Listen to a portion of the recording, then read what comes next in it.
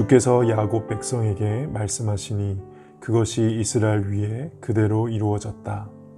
에브라임의 모든 백성과 사마리아의 주민들까지도 주께서 그들을 심판하신다는 것을 알 수 있을 것이다.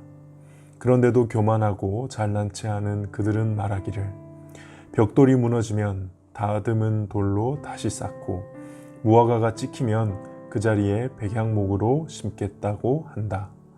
이 때문에 여호와께서 그들을 치시려고 르신의 원수를 강하게 하셨고 그들을 칠 원수를 움직이셨다. 아람 사람들은 동쪽에서 오고 블레셋 사람들은 서쪽에서 와서 입을 크게 벌려 이스라엘을 삼켰다. 그런데도 여호와께서는 진노를 풀지 않으시고 여전히 손을 들어 백성을 치려 하신다. 그런데도 이 백성들은 그들을 치신 분에게 돌아오지 않고 만군의 여호와를 찾지 않는다. 그러므로 여호와께서 이스라엘의 머리와 꼬리를 자르시고 종려가지와 갈대를 한날에 찍어버리실 것이다. 장로와 귀족들이 곧 머리이고 거짓말을 하는 예언자들이 곧 꼬리이다. 이 백성을 인도하는 사람들이 도리어 잘못된 길로 가니 그들을 따르는 백성은 망하게 된다. 그러므로 주께서 그들의 젊은이들을 기뻐하지 않으시며 그들 가운데 고아와 가부도 불쌍히 여기지 않으신다. 왜냐하면 그들 모두가 하나님을 떠나 악한 짓을 하고 어리석은 말을 하기 때문이다. 이 모든 일이 일어난 후에도 여호와께서 진노를 풀지 않으시고 여전히 손을 들어 백성을 치려 하신다. 악은 불과 같이 타오른다. 그 불은 처음에는 잡초와 가시를 태우다가 끝내는 숲의 나무들을 태운다. 그것들이 연기기둥이 되어 하늘로 올라간다. 만군의 여호와께서 진노하셨으니 땅이 불에 타버릴 것이다. 모든 백성은 마치 그 불에 타는 땔감과 같이 될 것이며 아무도 자기 형제를 가련하게 여기지 않을 것이다. 오른손으로 움켜쥐어도 굶주릴 것이고 왼손으로 먹어도 배부르지 않을 것이며 마침내 그들이 자기 자식까지도 잡아 먹을 것이다.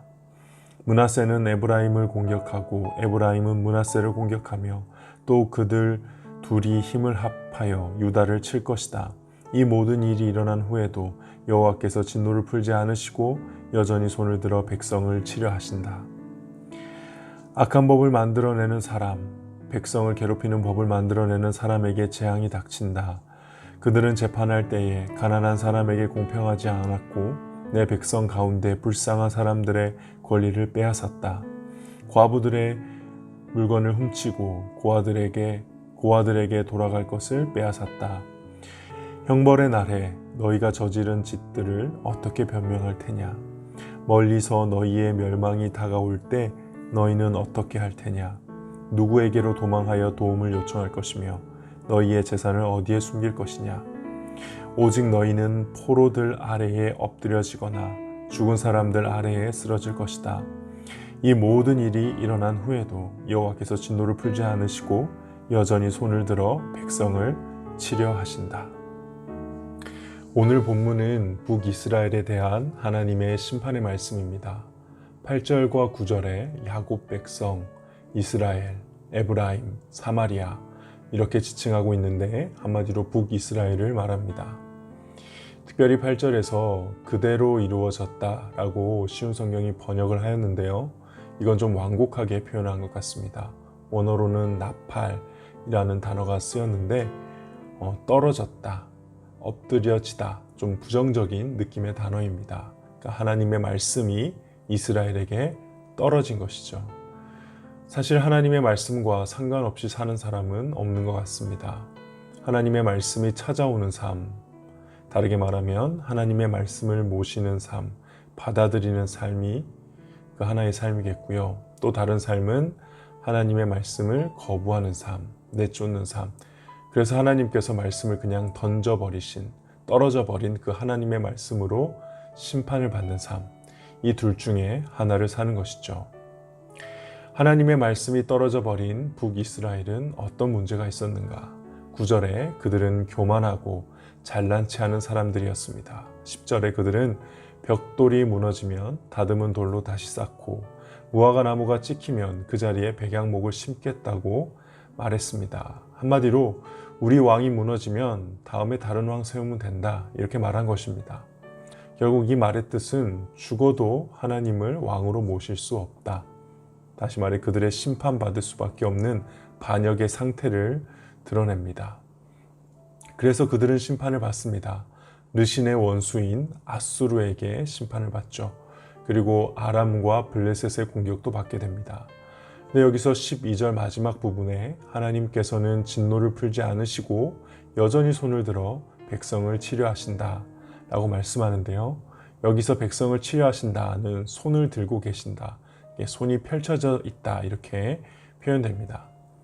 하나님의 심판이 아직 끝나지 않았다라는 의미도 되겠지만 뒤에 13절의 말씀을 생각해 볼 때 때리시는 가운데도 그들이 회개하기를 원하시는 그 하나님의 마음, 갈등하는 마음이 담겨 있는 것이 아닌가 한번 깊이 묵상해 보게 됩니다. 그러나 백성들은 돌아오지 않았고 하나님을 찾지도 않았습니다. 그래서 하나님의 징계와 심판은 계속됩니다. 14절에 이스라엘의 머리와 꼬리, 다시 말해 장로와 귀족들, 그리고 거짓말하는 예언자들, 지도자들, 리더십들을 심판하십니다.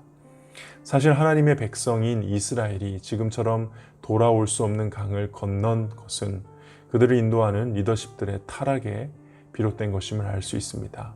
하나님은 그들에 대한 심판을 잊지 않으신 것이죠. 그들에 대한 심판은 14절에 한 날에 일어납니다. 어느 날, 갑자기, 단 하루 만에 일어난다는 뜻입니다. 이 말씀이 뜻하는 바는 분명합니다. 심판이 일어나기 직전까지 심판받을 줄 모르고 제 멋대로 살다가 심판하는 그 한 날에 갑자기 심판을 당하게 되는 것이죠. 노아의 홍수 때 그랬고 소돔과 고모라 때 그랬습니다. 근데 그것은 심판을 받는 입장에서 그런 것이지 사실 하나님의 입장에서는 이미 수도 없이 심판을 경고하고 돌이킬 것을 명령하셨죠. 그래서 정작 그들이 심판을 당해 하나님 앞에 서게 되면 그들은 자신이 한 말과 행동들에 대해 하나님 앞에서 아무런 변명도 하지 못할 것입니다. 그것이 성경에 일관되게 우리에게 알려주는 하나님의 심판에 대한 메시지입니다. 18절에는 악에 대한 그 성경의 아주 중요한 관점 하나가 등장하는데요. 바로 불과 같다는 것입니다. 불의 특징은 모두 태워버리는 것이죠. 그래서 우리의 죄, 우리의 악은 그 자체로 우리를 태워버리고 파괴한다는 것입니다. 하나님의 심판은 어쩌면 우리의 죄악에 대한 당연한 결과를 그대로 내버려 두는 것일지도 모르겠습니다. 그래서 이스라엘이 서로 분열하고 서로 공격하고 서로 착취하는 그런 비참한 상황들, 그 스스로의 악한 죄 때문이지 하나님이 직접 그렇게 조작하신 것은 아니란 말이죠. 그래서 죄는 하나님이 좋으라고 우리에게 금지하신 것들이 아닙니다. 죄는 그 자체로 우리를 파멸하고 악은 그 자체로 우리를 태워버리기에 하나님이 순전히 우리를 위해서 금지하신 것이 바로 죄악들인 것이죠. 그래서 죄가 아무리 달콤해도 반드시 그 합당한 대가를 치른다는 것을 우리는 기억해야 됩니다. 어떤 사람은 이렇게 반문할지 모르겠습니다. 죄 짓고 잘 사는 사람들, 특히 힘있고 권력 있는 부자들 중에는 그런 사람들 많던데요. 그래서 10장에 그런 인간들을 직접 하나님께서 재앙을 내리시는 장면이 등장합니다. 가난하고 불쌍한 사람들을 괴롭히며 이 땅에서 떵떵거리며 잘 산 사람들, 권력자들, 그들에게 하나님이 묻습니다. 형벌의 날에 너네 내 앞에서 뭐라고 변명할래? 너희들을 심판해달라고 피 맺힌 기도를 한 수많은 피해자들의 기도가 지금 내 앞에 있는데 너는 지금 나에게 뭐라고 변명할래? 4절에 그들의 비참한 결말이 나오죠. 죽은 사람들 아래 쓰러질 것이다. 여기서 쓰러지다가 아까 그 말씀이 떨어지다와 같은 단어입니다. 당시 아수르 왕은 전쟁을 해서 포로들을 다 죽이고 시체와 해골들을 쌓아놓았다고 하죠. 이처럼 죄의 대가, 하나님의 심판은 절대 피할 수가 없는 것입니다. 나의 죄의 대가를 위해 죽으신 예수님을 통해서 피하는 방법 외에는 그 누구도 죄, 악의 대가를 피할 수는 없는 것이죠. 마지막으로 오늘 본문에서 4번이나 반복되는 문구와 한번 언급을 했는데요.